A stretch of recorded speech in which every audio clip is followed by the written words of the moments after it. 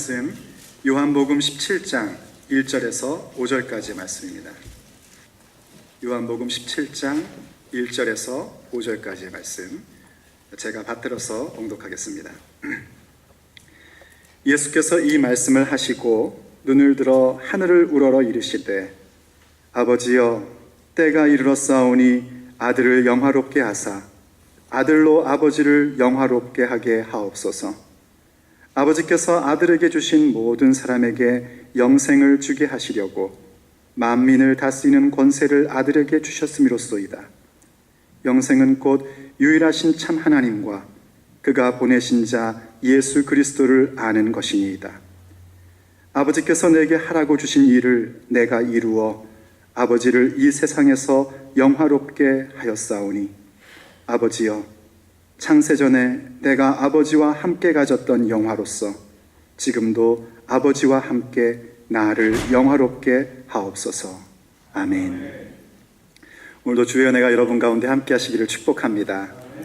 이 말씀의 여정을 통해서 우리 모두가 하나님을 경외할 수 있고 또 하나님께서 우리의 마음 가운데 허락하시는 놀라운 평강이 오늘 이 시간 여러분 가운데 임하기를 예수님의 이름으로 축복합니다. 여러분, 이민생활 참 어렵죠? 이민생활 어려운 것 참 가지가지 종류가 많습니다. 사람마다 또 가정마다 어려운 것들이 다 달라요. 근데 우리에게 공통적인 어려움이 하나 있습니다. 아시죠? English. 이 영어는 이민생활하면서 다 우리가 고민하고 어려워하고 힘들어하는 부분입니다. 심지어 영어를 유창하게 하시는 분들도 똑같이 영어 때문에 고민이다라는 말들을 다 합니다. 근데 여러분 아십니까? 영어를 모국어로 쓰는 사람들도 태어날 때부터 영어를 하지는 못했습니다. 이 엄청난 사실. 어느 누구도요, 태어나면서부터 말을 할 줄 아는 사람은 아무도 없습니다. 전부 다 엄마나 아빠나 주변에 있는 사람들의 말하는 소리를 들으면서 배워가고 또 그 배움을 계속 갖다 보니까 어떤 한 언어가 모국어로 성립이 되는 겁니다. 그렇게 언어는 배워가는 것입니다. 어떤 언어학자 얘기가요, 아기가 태어나서 엄마라는 말을 그 의미를 알고 대상이 누군지를 알고 정확히 얘기할 때까지는 엄마라는 얘기를 몇 번을 듣냐면 작게는 3,000번부터 많게는 10,000번까지 엄마라는 말을 듣는다는 겁니다. 그 얘기를 듣고 제가 가만히 생각해 보니까 맞는 것 같아요. 맨날 그러잖아요. 애들 데리고 엄마 해봐, 엄마 해봐, 엄마 해봐, 엄마. 벌써 몇 번 했습니까? 그 얘기를 수없이 듣는다는 거예요. 그러면서 심지어는 애들이 엄마 한 게 아니라 그냥 엄마 했는데도 엄마를 했다고 난리가 나지 않습니까? 그래서 또 엄마 해봐, 엄마 또 해봐 이러잖아요. 알고 봤더니 생후 3개월 된 아이예요. 그런 경우도 우리가 많이 보지 않습니까? 그렇듯이 한 언어를 배우고 단어를 배운다는 것은 많이 들을 때에 결국은 그 언어를 구사하게 됩니다. 그런데 그것은요, 우리가 사용하는 기도의 언어에서도 마찬가지입니다. 기도는 태어날 때부터 할 줄 아는 사람이 아무도 없습니다. 전부 다 배움으로써 그 기도를 익혀가는 겁니다. 태어나면서 할렐루야 하고 태어난 사람도 없고요. 저 역시 태어날 때에 오 주여 그러고 태어나지 않았습니다. 전부 다 응아하며 태어났고 전부 다 기도할 줄 모르던 사람들입니다. 그런데 점점 기도를 배워가는 겁니다. 기도를 배워가야 되는 이유가 있다면은 기도는 그저 단순히 내가 필요한 것을 요구하는 것 그 이상이기 때문입니다. 교회를 나와서 예수님 믿고 신앙생활 하다 보면은 기도를 하게끔 되지 않습니까? 근데 기도하면서 사람들이 얘기하는 것 가운데에 참 어려운 게 뭐냐면 내 필요한 걸 다 얘기한 다음에 뭘 도대체 기도해야 될지 모르겠다는 겁니다. 그리고 맨날 필요한 것만 구하다 보니까 좀 민망하기도 하고 무언가 더 있을 것 같기도 한데 잘 모르겠다는 겁니다. 그래서 배워가지고 하나님의 뜻을 구하는 것이구나 해서 하나님의 뜻을 구하고 싶은데 하나님의 뜻이 도대체 구체적으로 무엇을 구하는 것인지도 잘 모릅니다. 그래서 우리는 기도의 언어를 배워가야 됩니다. 특별히 그 기도의 언어를 배워가는 것은요, 어디를 통해서 배울 수 있냐면 성경을 통하여 배우는데 성경 가운데에도 시편 같은 곳은 우리가 기도를 배워가는데 참 좋은 자료입니다. 시편을 가르쳐서 저는 그렇게 얘기합니다. 기도 학교라고 얘기할 정도로 시편은 우리에게 어떻게 기도해야 될지 또 무엇을 구해야 할지 많은 것을 가르쳐 줍니다. 그리고 동시에 정말 중요하게 배워야 될 것은 뭐라 해도 예수님이 하신 기도를 배워야 합니다. 근데 참 아쉽게도요, 예수님이 기도한 그 내용에 대한 부분은 성경에서 많이 나오지를 않습니다. 예수님이 언제 어떻게 기도했는지는 곳곳에 나옵니다.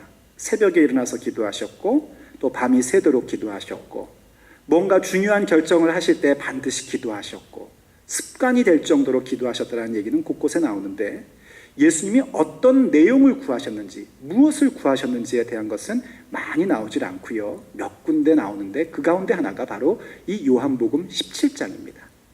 요한복음 17장은 예수님이 기도하신 내용에 대하여 가장 많은 양을 차지하고 있는 부분입니다. 그래서 저는 여러분들과 함께 앞으로 몇 주간 동안 이 요한복음 17장을 통해서 어떻게 예수님의 기도를 우리가 들으면서 본받고 따라할 것인지, 과연 우리는 예수님 기도를 따라하면서 무엇을 구해야 할 것인지를 함께 생각해 보려고 하는 것입니다. 시리즈 기도, 예수님 기도 따라하기. 오늘은 영생을 구하는 것이라는 제목으로 함께 은혜를 나누고자 합니다. 자, 영생을 구하는 것. 그것이 예수님 기도 따라하고 우리의 이 막힌 기도의 입을 열리는 데에 가장 중요한 기도의 제목입니다. 그런데 한번 생각해 보십시오. 영생이 뭡니까? 영생이 뭔지 참 알듯 하는데 잘 모르겠는 게 영생입니다. 제가 고등학교를 졸업하고 처음 신학대학을 들어갔을 때요, 저희 신학 교수 목사님이 한 분이 계셨는데 지금은 돌아가셨고 제가 참 마음에 존경하는 분인데 이북분이십니다. 신학생 100명을 앉혀놓으시고 강의를 하시면서 질문을 던지셨어요. 그분이 이러셨습니다. 영생이 뭡니까? 하고 물으셨어요. 보통 선생님이 질문하면 학생들은 그렇죠, 대답을 안 합니다. 가만히 있지요. 그러니까 교수님께서 작정을 하셨는지 계속 묻습니다. 정말 모릅니까? 영생이 뭡니까? 신학교까지 들어와서 그것도 모릅니까? 하니까 이제 몇몇 학생이 얘기합니다. 영원히 사는 거죠. 하고 답을 했어요. 그렇죠? 영생, 문자적으로 영원히 사는 겁니다. 그랬더니 교수 목사님께서 기다렸다는 듯이 웃으면서 말씀을 하세요. 지옥 가도 죽지 않고 계속 사니까 그것도 영생이네. 그 영생 갖기를 원하십니까? 저희 신학생들이 전부 다 얼음이 됐습니다. 얼음, 이게 뭔가? 그렇죠, 여러분. 그냥 영원히 사는 게 영생은 아닙니다. 지옥 가셔도요, 계속 살아계실 겁니다. 그럼 뭐가 영생일까요? 천국 가서 계속 사는 게 영생이겠죠? 그런데 그거는 부분적인 겁니다. 정말 영생이 뭐냐면 오늘 예수님께서 본문 3절에서 명확하게 그것을 말씀해 주셨습니다. 3절이 이렇게 얘기하죠. 영생은 곧 유일하신 참 하나님과 그가 보내신 자 예수 그리스도를 아는 것입니다. 하고 말씀했습니다. 영생이 뭐냐면 하나님 아버지를 아는 것이고 하나님 아버지께서 보내신 예수 그리스도를 아는 것이 영생이라는 겁니다. 어떤 일각의 분들은 이 말씀이 후대에 첨가라고 자꾸 우기는 분들이 있습니다. 아니, 예수님이 하나님 앞에 기도하는데 뭐 하나님이 몰라서 예수님이 지금 뭐 가르쳐 주는 거냐? 이건 말이 안 된다. 후대에 집어넣은 거다라고 얘기를 하지만 말씀드렸듯이 지금 예수님께서 기도하시는 요한복음 17장의 기도는 예수님 혼자 하시는 기도가 아니라 제자들을 앞에 모아 앉혀 놓으시고 그들이 듣고 배우게끔 하려고 하시는 기도입니다. 그리고 그러한 기도 속에는 또 언제나 우리가 신앙의 고백을 하는 내용이 있죠. 여러분 기도하다 그런 거 아시죠? 하나님은 너무 선하신 분입니다. 하나님이 하나님 선한지 모르십니까? 다 압니다. 그래도 우리가 그렇게 기도하는 이유는 우리의 신앙의 고백입니다. 그런 것처럼 예수님께서 지금 영생에 대하여 설명하시는 기도의 내용은 후대 첨가가 아니라 예수님이 하시는 기도 가운데 정말 중요하고 제자들이 꼭 배워야 하는 영생을 구하는 삶과 구하는 기도에 대하여 가르침을 주시기 위하여 예수님의 고백을 통해서 우리에게 영생 구하는 그 기도를 드리라고 말씀을 해주시고 인도해 주는 겁니다. 예수를 믿음으로 영생을 구한다는 것, 우리가 그것이 뭔지를 명확히 알지 못하면 우리의 신앙에 있어서 많은 혼선을 갖게 됩니다. 영생을 구한다는 것은 다른 것이 아니라 읽었듯이 말씀드렸듯이 하나님을 알아가는 겁니다. 하나님이 유일하신 참 하나님이라는 것을 아는 겁니다. 그렇습니다, 여러분. 여호와 하나님만이 유일하신 참 하나님이십니다. 다른 신은 존재할 수 없습니다. 여호와만이 참된 하나님이시고요. 그리고 하나님께로 나아갈 수 있는 길은 우리에게 보내신 예수 그리스도라는 사실을 아는 것이, 그것이 바로 영생입니다. 그래서 안다라는 그 의미가 뭔지를 우리가 잘 이해하는 것이 중요합니다. 여기 하나님을 안다, 예수 그리스도를 아는 것이다, 그것이 영생이다라고 얘기할 때에 안다라는 것은 하나의 정보를 갖고 있다라는 얘기가 아닙니다. 혹은 어떤 이야기에 대해서 내가 인정한다라는 얘기도 아닙니다. 여기 안다라는 단어는 무슨 의미냐면 내가 그 사람과 함께 동거한다, 같이 산다라는 의미입니다. 같이 살기 때문에 아는 거 있죠. 그걸 말하는 겁니다. 혹자는 그러지 않습니까? 목사님하고 사는 사람은 참 좋을 거예요, 이렇게 얘기를 하시지 않습니까? 없습니까? 그러면 제 아내가 뭐라 그럽니까? 못 들어보셨습니까? 살아봐요, 이럽니다.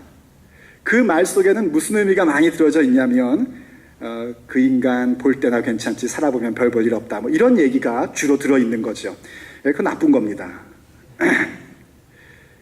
물론 우리 한국 사람 정서에서 그냥 뭐 살아봐요 하면서 그냥 얘기하는 거죠. 사실 사람과 사람의 관계에서 서로를 알아간다는 것은 참 귀한 일입니다.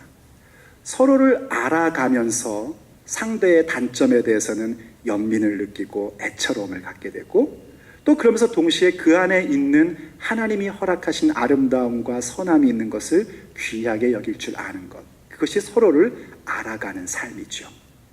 어쨌든 간에 인간관계에서야 이런 모습이든 저런 모습이든 여러 가지가 있지만 하나님과 예수 그리스도를 알아간다는 것은 알아가면 알아갈수록 하나님의 위대하심과 하나님의 놀라우심과 하나님의 그 신비로움을 우리가 경험해 가는 것입니다. 그것이 바로 영생입니다. 우리가 예수님 기도 따라하기 가운데서 영생을 구한다는 것은요, 그 말이 그냥 죽어서 좋은 데 가기를 구한다는 것 차원을 넘어서는 것입니다. 죽어서 좋은 데 가는 것만이 목적이 아닙니다. 그것은 차후의 얘기고요. 우리의 인생 속에서 정말 하나님을 알아가고 하나님의 거룩함과 하나님의 신비로움과 하나님의 아름다움을, 그 예수 그리스도의 놀라움을 지속적으로 알아가는 삶을 영위하며 사는 것이 영생을 구하는 것입니다. 우리가 왜 죽어서 천국 가고 싶은 줄 아십니까? 어떤 종교에서는 천국 가는 이유가요, 이 땅에서 못했던 것들을 다 누리기 위해서 천국을 간다고 그렇게 얘기를 한답니다. 그래서 이 땅에서 여성에 대하여 금욕하고 살았던 사람은 천국 가면 여성들을 몇 트럭으로 준다는 거예요. 실제로 그렇게 가르치는 종교들도 있습니다. 우리는 그래서 천국 가는 거 아닙니다. 천국 가면 맛난 음식 먹고 싶어서 천국 가는 거 아닙니다. 천국 가면 좋은 옷 입기 때문에 천국 가는 거 더더욱 아닙니다. 천국을 가고 싶어하는 이유는 무엇이냐면 바로 그렇게 하나님과 예수 그리스도를 완전히 아는 그 은혜, 그리고 하나님과 우리 주 예수 그리스도와 영원히 함께 살아가는 그 놀라움, 그 신비로움을 간직하고 싶어서 천국을 목적으로 삼는 것입니다. 그것을 지금부터 알고 이 현실의 자리 가운데에 하나님을 알며 예수 그리스도를 아는 삶, 하나님과 함께하며 예수 그리스도와 함께하는 삶을 사는 것이 영생을 구하는 것이요, 그것이 바로 예수님의 기도 가운데 가장 중요한 핵심인 예수님 기도 따라하기의 부분인 것입니다. 그렇기 때문에 우리가 두 번째로 생각해야 될 게 뭐냐면, 이렇게 영생을 구하는 기도, 하나님을 알며 예수 그리스도와 함께 살아가는 그러한 삶을 구하는 길에는 그 삶의 기도에 있어서 하나의 자세가 요구된다는 것입니다. 그 자세가 뭐냐면요, 오늘 본문 1절에서 보면은 예수님께서 이렇게 얘기를 합니다. 말씀을 하시고 하늘을 우러러 기도하셨답니다. 우리가 가져야 될 자세가 뭔가? 영생을 구하는 사람이라면, 하나님과 함께 거하는 삶을 추구하는 사람이라면 하늘을 우러러 보는 자세를 가져야 합니다. 예수님께서 무슨 말씀을 하시고 하늘을 우러러 보셨냐면요, 그 바로 위에 있는 요한복음 16장 32절과 33절 말씀인데, 32절에서 이렇게 얘기를 했습니다. 보라, 너희가 다 각각 제 곳으로 흩어지고 나를 혼자 둘 때가 오나니 벌써 왔도다. 그러나 내가 혼자 있는 것이 아니라 아버지께서 나와 함께 계시느니라 하고 얘기하세요. 이 무슨 얘기냐면, 예수님이 이제 곧 예수님의 소명을 이루기 위해서 십자가에 달리실 겁니다. 그때가 왔다는 겁니다. 근데 그때 제자들이 뭐 할 거냐면, 너무 무서워가지고 예수님을 혼자 두고 다 도망갈 거라는 거예요. 다 도망가는데 예수님이 홀로 남게 되었을 때에 예수님은 혼자 있는 게 아니라 아버지께서 나와 함께 하신다는 겁니다. 그 얘기를 왜 하셨냐면요, 지금 앞으로 도망갈 제자들을 책망하거나 그들을 향하여 야, 이 치사한 녀석들아 하고 비난하려고 하신 말씀이 아니었습니다. 그 뒤에 33절을 보면 이렇게 얘기를 합니다. 이것을 너희에게 이르는 것은 너희로 내 안에서 평안을 누리게 하려 함이라. 세상에서는 너희가 환난을 당하나 담대하라. 내가 세상을 이기었노라. 아멘. 그렇게 말씀을 하셨습니다.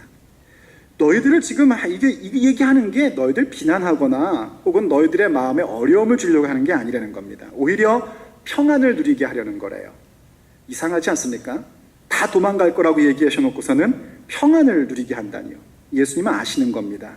이들이 비록 지금은 연약하여 도망쳤지만 예수님께서 부활하신 후에 다시 그들을 불러 모으실 것이고, 그들이 부활하신 예수님과의 만남의 과정을 통하여 그들은 굳건하게 복음을 증거하는 예수 그리스도의 제자로서, 사도로서 살 것을 믿었기 때문입니다. 그래서 평안을 얘기하신다는 거예요. 그러면서 동시에 하시는 말씀이, 그렇게 예수님을 따르는 삶을 살 때에 너희들이 환난을 갖게 될 거라는 겁니다. 예수님이 겪은 환난, 예수 믿기 때문에 가져야 되는 어려움들을 겪게 될 것인데, 그때에 두려워하지 말고 담대하렵니다. 이유는 예수님께서 세상을 이기셨기 때문입니다. 그러면 우리도 역시 예수의 길을 따라갈 때에 마침내 이 세상에서 승리하는 사람으로 설 것입니다. 바로 그 말씀을 하시고 예수님이 뭐 하셨냐면 하늘을 우러러 기도하신 겁니다. 그 기도의 내용이 요한복음 17장입니다. 예수님께서 왜 기도하셨는가? 말씀을 하시고 나서 그 말씀의 성취를 위하여 기도하신 겁니다. 예수님은 말씀이시고 예수님의 말씀은 곧 이루어짐입니다. 그럼에도 불구하고 예수님께서는 우리에게 모범을 보이시기 위해서 말씀하신 후에 그 말씀이 이루어지는 것을 위하여 기도하세요. 그래서 요한복음 17장의 기도는요, 제자들을 위한 기도와 그리고 그 제자들을 통하여 믿게 될 많은 사람들을 위한 기도의 내용들이 많이 담겨져 있습니다. 정말 우리가 중요하게 배워야 될 부분입니다. 여러분, 말씀을 들으면 동의가 되죠. 말씀을 들으면 그렇구나 하고 고개가 끄덕여지는 부분들이 있지요. 그거로 끝나면 안 됩니다. 그거로 끝내버리면 어떤 교만이 들어오는 거냐면, 하나님 말씀을 내 힘으로 한번 이루어 보겠다라는 그런 교만이 들어오기 시작하는 겁니다. 하나님 말씀은 기도 가운데에 성령께서 우리에게 이룰 수 있는 능력을 주실 때에 성취할 수 있는 겁니다. 그래서 말씀을 듣고 말씀을 마치고 기도하신 예수님을 본받아 우리도 말씀을 듣고 그 말씀을 붙잡고 기도할 줄 아는 사람이 돼야 되는 것입니다. 그런데 그때에 예수님께서 어떤 자세로 기도하셨냐면 하늘을 우러러 기도하셨다는 겁니다. 그 모습은 예수님의 기도 포즈를 얘기하는 게 아닙니다. 예수님이 어떤 포즈로 기도하셨을까? 하늘을 우러러. 그저 하늘을 쳐다보는 모습, 그런 차원이 아닙니다. 그것은 바로 하나님을 바라보는 시선에 대한 모습입니다. 우리가 영생을 구하는 자가 되고 싶으면요, 하나님을 아는 자가 되고 싶으면 우리는 하늘을 우러러 볼 줄 아는 자가 되어야 됩니다. 하나님을 향한 우리의 시선을 갖는 자들이 될 수 있어야 됩니다. 비록 오늘은 우리가 환난을 당하는 것 같은 그런 상황을 만나고 있으나, 어려움을 겪는 것 같은 그런 상황을 만나고 있으나, 우리가 바라볼 수 있는 분 하나님을 우러러 보는 것입니다. 그런데 여러분, 하나님을 우러러 보셔야지 하나님을 내리깔고 보시면 안 됩니다. 하나님을 바라보긴 바라보는데 마치 하나님이 내 종인 것처럼 이렇게 저렇게 부리는 마음으로 보시면 안 됩니다. 정말 하나님을 우러러 볼 줄 아는 자가 되어야 합니다. 시편 가운데에 시편 121편에서 이런 말씀이 나옵니다. 이 시편 121편은 성전에 올라가는 순례자들의 노래인데요. 그 노래 가운데 이런 표현이 나왔습니다. 시편 121편이요. 같이 보죠. 내가 산을 향하여 눈을 들리라. 나의 도움이 어디서 올꼬? 나의 도움은 천지를 지으신 여호와에게서로다 합니다. 이 시편 121편을 쭉 읽어보면은요, 이 시인이 뭔가 어려운 일을 겪습니다. 뭔가 참 힘든 일을 겪습니다. 그럼에도 불구하고 하나님의 성실하심과 하나님의 능력을 찬미하고 높이는데요, 하나님의 능력과 하나님의 성실하심을 찬미하고 높일 수 있었던 원인은 다른 데 있지 않고 하늘을 우러러 봤을 때입니다. 이 시인이 어려움을 겪을 때에 나의 도움이 어디서 올까 하고 산들을 봤답니다. 한글 성경은 산이라고 표현했지만 본래는 산들입니다. 이것은 뭘 상징하는 거냐면 우리가 어려움을 겪을 때마다 여기에 도움이 있을까 저기에 도움이 있을까 하면서 쳐다보는 것들이 있지 않습니까? 여러분들은 어려움이 생기거나 문제가 생기면 무엇을 제일 먼저 찾으십니까? 통장의 잔고? 이게 이 산입니다. 혹은 나에게 뭔가 도움을 줄 수 있는 경험 많은 누군가? 그건 저 산입니다. 이 산을 보고 저 산을 봤는데요, 거기에서는 도움이 없습니다. 오히려 더 높은 곳을 향하여 우리의 시선을 뒀을 때에, 하늘을 우러러 봤을 때에 나의 도움은 그 산들을 포함한 천지를 창조하신 여호와 하나님께로부터 온다는 사실을 고백하게 되는 겁니다. 그게 바로 하늘을 우러러 보는 모습인 것입니다. 시인도 그랬고 예수님도 그랬고요, 우리도 그럴 것이고요. 우리의 모든 상황 가운데 어려움과 환난 가운데에서 우리를 이기게 만들어주고 우리를 다시금 세워주도록 만드는 것은 다름 아닌 하나님을 바라보는 시선입니다. 거기에서 우리의 인생의 전환점이 오는 것입니다. 하나님을 바라보는 그 눈을 가질 때에 참으로 영생을 구하는 자의 삶의 자세의 모습이 우리 가운데 주어지게 되는 것입니다. 그래서 셋째로 또 우리가 알 것은요, 바로 그렇게 하나님을 향하여 우리의 시선을 두고 하나님을 바라보는 그 모습을 갖다 보면 우리의 마음 가운데 영생을 구하는 사람이 추구하는 것, 바로 하나님의 영화로움을 구할 줄 아는 자가 됩니다. 오늘 본문 1절에서 그렇게 얘기했었습니다. 아버지여, 때가 이르렀사오니 아들을 영화롭게 하사 아들로 아버지를 영화롭게 하게 하옵소서 하고 기도합니다. 우리가 눈을 들어서 하늘을 바라보고 하나님을 바라보는 시선을 갖다 보면은 어느새 하나님을 알고 하나님을 배워가고 하나님과 함께하는 삶을 가는 것뿐만이 아니라 우리의 마음 가운데에 참으로 추구하고 싶어하는 것이 하나 생기게 되는데, 그것은 하나님의 영화로움 가운데에 거하게 되는 것입니다. 하나님의 영화로움이 다른 데 있는 것이 아니라 오늘 우리 가운데 임하고 있다는 사실을 깨닫게 되고 그 영화로움을 가장 간절히 원하며 채우고자 하는 사람으로 함께 세워지게 되는 겁니다. 여러분 한번 그런 얘기 들어봤습니까? 그 매슬로우즈 티오리라는 거 들어보신 적 있습니까? 매슬로우 티오리라는 게 있습니다. 매슬로우의 이론이라고 할까요? 그런 부분이 있어요. 이 무슨 얘기냐면 사람이 사람답게 세워지는 데는 5가지의 욕구가 있답니다. 한글로는 욕구라고 표현했지만 사실은 니드예요. 5가지에 꼭 필요한 게 있답니다. 제일 첫 번째의 니드가 뭐냐면 이른바 physiological, 신체적, 그냥 한국말로 하면 뭐라고 그래야 돼요? 생리적인 욕구랍니다. 그래서 먹어야 되고요, 잠자야 되고요, 또 주거가 필요하고요, 공기가 필요하고요. 사람이 사람다우려면 그러한 것들이 필요한 겁니다. 그리고 그 생리적 욕구가 채워지면은 두 번째 단계에서는 safety라는 니드가 필요하답니다. 안전의 욕구를 요구한답니다. 그래서 그런 모든 안전을 추구하게 되고요. 또 그 안전의 욕구가 채워지면은 그 다음에는 소속감과 사랑, belonging and love, 어딘가에 소속되어서 그 소속된 단체 가운데 내가 사랑받고 있음을 원하는 그런 욕구가 있답니다. 그런 필요가 있대요. 그때 우리가 또 사람다워질 수 있다는 겁니다. 그 다음 단계로 넘어가면은 이스팀이라는 건데 한국말로 하면은 존경의 욕구라고 번역을 했더라고요. 근데 이게 단순히 누군가에게 존경받고 싶은 욕구뿐만이 아니라 말하자면 어떤 성취감을 갖고 자신감을 갖는 그런 욕구를 얘기하는 겁니다. 그리고 그것이 이루어지면 그 다음 최종적으로 사람이 요구하는 게 뭐냐면 자아실현 욕구, 그 self-actualization, 자아실현의 욕구를 사람이 추구하게 된답니다. 이 자아실현의 욕구는 뭐냐면 심리적인 욕구인 겁니다. 도덕성을 추구하는 것이기도 하고요. 또 뭔가 영광된 모습에 서고 싶은 그런 모습을 갖는 게 이 자아실현의 욕구라는 겁니다. 그런데 우리가 알아야 되는 건 뭐냐면 이 5가지의 욕구를 2가지로 또 나누는데요. 하나는 결핍의 욕구라는 것이 있고 또 하나는 성장의 욕구라는 게 있답니다. 결핍의 욕구라는 건 뭐냐면 한 번 채워지면 그것으로 만족되는 겁니다. 더 이상 그것을 찾아서 자기의 어떤 삶의 의미를 찾거나 사람됨을 찾는 것이 아니라는 거죠. 그리고 성장 욕구는 그것이 한 번 채워진 것으로 만족되지 않고 계속해서 채워져야 된다는 겁니다. 근데 결핍의 욕구가 뭐냐면요, 일단 생리적 욕구, 그리고 안전의 욕구, 그리고 소속감과 사랑의 욕구, 그리고 존경의 욕구까지가 결핍 욕구랍니다. 그건 한 번 채워지면 그것 때문에 또 뭔가 동기부여를 하는 일이 없다는 거예요. 여러분, 배부르시고 나면은 뭔가 먹기 위하여 막 힘을 다하고 정성을 다하고 뜻을 다하십니까? 시장할 때나 막 거기에 찾지, 먹고 나면 그냥 그거로 만족되는 거 아닙니까?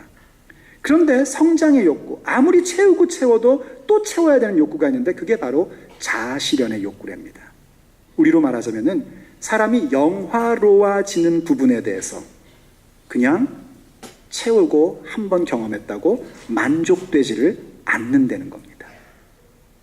왜 그럴까요?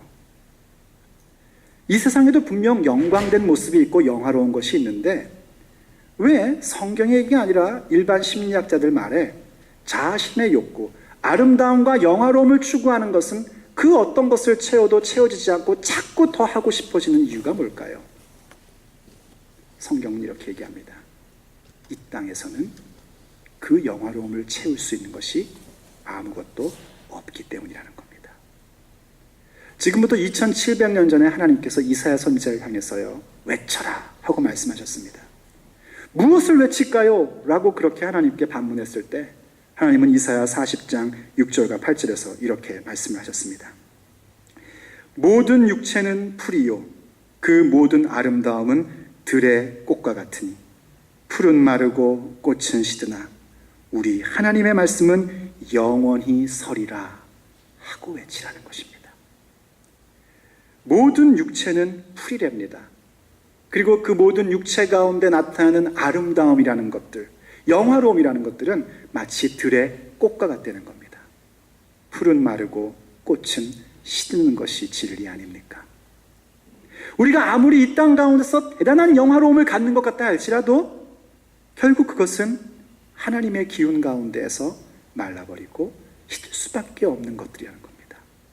그래서 어떤 거로도 우리의 속에 있는, 우리가 정말 사람으로서 살아가는데 필요한 그 욕구인 자아실현의 욕구, 영화로움의 욕구는 이 땅 가운데서 채워지지 않는 겁니다. 오직 그것은 위로부터 주시는 영화로움, 하나님이 주시는 영화로움으로 채워질 때만 비로소 만족이 있고 그 영화로움만이 변하지 않는 영원한 영화로움으로 우리에게 임하게 되는 겁니다. 그럼 어떻게 그 영화로움이 우리에게 오게 될까요? 그 영화로움이 우리에게 올 수 있는 것은 우리가 하나님을 영화롭게 할 때에 그 영화로움이 우리 가운데 임하게 되는 겁니다. 그럼 하나님을 어떻게 영화롭게 해드릴 수 있을까요? 오늘 본문 4절 5절은 이렇게 예수님께서 기도하셨습니다. 아버지께서 내게 하라고 주신 일을 내가 이루어 아버지를 이 세상에서 영화롭게 하였사오니 아버지여 창세전에 내가 아버지와 함께 가졌던 영화로서 지금도 아버지와 함께 나를 영화롭게 하옵소서라고 기도했습니다. 우선 여러분이 알아셔야 될 것은요, 우리가 하나님을 영화롭게 하기 위해서는 먼저 하나님이 나를 영화롭게 하시는 것이 있어야 됩니다.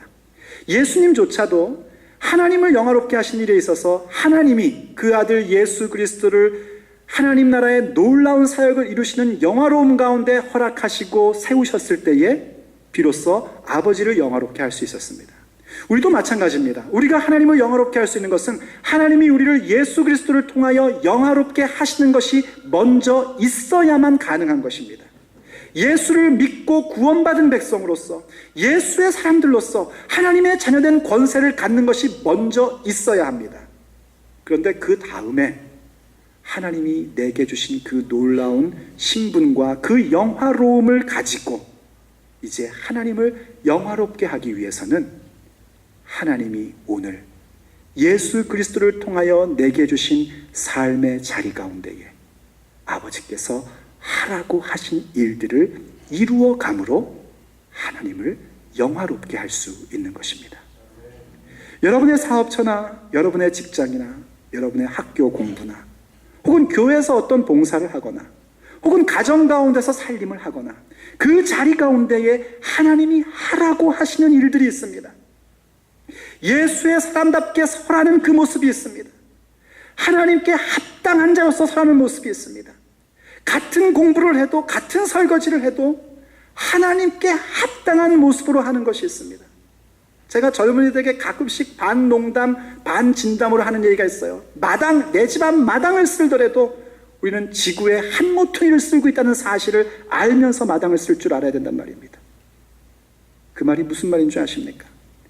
내가 지금 하는 일이 작아 보여도 그 가운데에 하나님의 섭리와 하나님의 계획이 있다는 사실을 알고 주님이 내게 하라는 일이기에 지금 이 일을 하는 모습, 그 모습을 가져야 된다는 겁니다. 그것이 하나님을 영화롭게 만드는 겁니다. 그러므로 여러분, 영생을 구하는 기도라는 게 뭡니까? 영생을 구하는 기도라는 것은 하나님을 알고 예수 그리스도와 함께 거하는 삶이요, 예수 그리스도와 함께 거하는 삶이라는 것은 하늘을 우러러 바라보는 분명한 시선을 갖는 삶이고, 하늘을 우러러 바라본다는 것은 하나님이 허락하시는 그 놀라운 영원한 영화로움을 추구하는 삶이고, 영화로움을 추구하는 삶이라는 것은 오늘 주께서 예수 그리스도 안에서 허락하신 나의 삶의 자리 가운데에 주께서 하라 하시는 일들을 다 이루어 가는 모습인 것입니다. 그것이 바로 영생을 구하는 기도요, 예수님의 기도를 따라하는 것이고, 우리가 기도하는 사람으로서 절대로 놓쳐서는 안 되는 귀한 기도의 제목인 것입니다.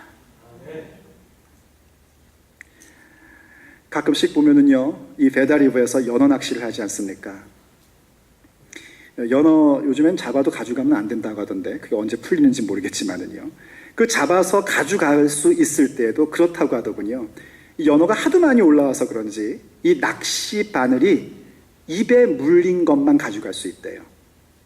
등에 꽂혔다든지 혹은 뭐 옆에 이렇게 꽂혔다든지 낚시 바늘이, 그런 거는 가져가면 안 되고 다시 풀어주는 게 이게 하나의 규칙이 됩니다. 어쨌든 간에 이 연어들이라는 애들은 사실은 바다에서 살다가 이제 알을 낳기 위해서 강으로 올라와서 상류로 쭉 올라가는 거 아닙니까? 정말 분명한 목적을 가지고 그렇게 강을 거슬러 올라갑니다. 그 센 물살도 상관치 않고 계속 올라갑니다. 원래 이 연어들이 그렇게 강을 거슬러서 산란을 하기 위해 올라갈 때는 잘 먹이를 먹지 않는답니다. 계속 올라가기만 한대요. 근데 어쩌다가 연어 몇 마리가 미끼를 물죠. 그 미끼가 그저 지렁이 한 토막이라도 된다면 덜 억울할 것 같은데, 참 어처구니 없게도 그 미끼가 뭡니까? 전부 다 쇠붙이 고무, 가짜 미끼들입니다. 태양빛에 반짝이는 그 쇠붙이를 보고 자기의 목적도 잃어버리고 자기가 지금 무엇을 해야 되는지도 알지 못하고 그것을 냉큼 물어버립니다. 그리고는 참 아쉬운 모습으로 자기의 생애가 끝납니다. 여러분, 그 연어를 보면서요, 그 모습이 혹시 우리들의 모습이 아닐까 하는 생각을 종종 해봅니다. 우리가 이 땅에서 살아가는 것은 힘찬 연어처럼요, 이 세상의 물결을 거슬러 올라가며 사는 것이 예수 그리스도를 믿는 사람들의 모습입니다. 우리가 가져야 되는 중요한 목적, 하나님을 알고 예수 그리스도와 함께 거하는 영생을 구하는 것, 우린 그것을 놓쳐서는 안 됩니다. 뭔가 세상에 반짝이는 것 때문에 그것을 물어버리고 우리의 삶을 파멸로 가져갈 수는 없는 겁니다. 우린 정말 하나님을 알아가는 삶을 구해야 합니다. 우리는 정말 하늘을 우러러보는 모습으로 함께 가야 합니다. 우리는 정말 하나님의 영화로움을 추구하고 오늘 나에게 맡기신 삶의 자리 가운데 그 영화롭게 하는, 하나님을 영화롭게 하는 그 일들을 이루어가는 사람들로 함께 서야 합니다. 그럴진데 예수님의 기도를 따라하는 우리의 그 모습이 어느새 영생을 구하고 있고 영생을 누리고 있는 삶으로 함께 세워질 것입니다. 기도하시겠습니다. 살아계신 하나님 아버지, 오늘도 우리에게 말씀하여 주시고 무엇을 구하며 무엇을 기도해야 될지 깨우쳐 주셔서 감사드립니다. 우리는 정말 예수님의 기도를 따르고 싶고 배우고 싶습니다. 날마다 가르쳐 주셔서 예수 그리스도의 기도를 따라할 수 있는 우리 모두가 되게 하여 주시옵소서. 참으로 영생을 구하는 것이 우리의 기도가 되기를 간절히 원합니다. 하나님, 영생을 구하는 삶 우리 모두가 갖기를 간절히 바랍니다. 우리의 삶의 그 중요한 목적이고 우리의 삶의 영원한 보람과 가치인 그 영생을 구하는 모습을 우리가 어떠한 상황에서도 어떠한 유혹에서도 놓치지 않기를 간절히 바랍니다. 그래서 주님, 우리의 결단과 우리의 기도를 주께서 들으시고 응답해 주시옵소서. 이제로부터 영원까지 참된 영생, 하나님을 알며 예수 그리스도와 동거하는 그 귀한 영생의 삶을 잊지 않겠습니다. 주여, 우리를 붙잡아 주시옵소서. 정말 하늘을 향하여 우리의 시선을 두고 하늘을 우러러보는 자가 되기를 원합니다. 우리의 눈을 밝게 하여 주시옵소서. 그리고 세상으로는 채울 수 없는 오직 주님만이 줄 수 있는 하늘로부터만 임할 수 있는 그 영화로움을 구합니다. 우리를 영화롭게 하여 주시옵소서. 그리고 하나님께서 우리를 영화롭게 하신 것처럼 이제 주님께서 우리에게 주신 소명의 자리, 삶의 자리 가운데에 주께서 하라 하시는 일을 하며 아버지를 영화롭게 하는 사람들로 서겠습니다. 하오니 주님, 우리를 붙잡아 주시옵시고 위로부터 임하는 능력을 허락하여 주시옵소서. 그래서 우리의 삶 하루하루가 영원한 나라 가운데 잇대은 영생의 삶이 될 수 있도록 은혜를 베풀어 주시옵소서.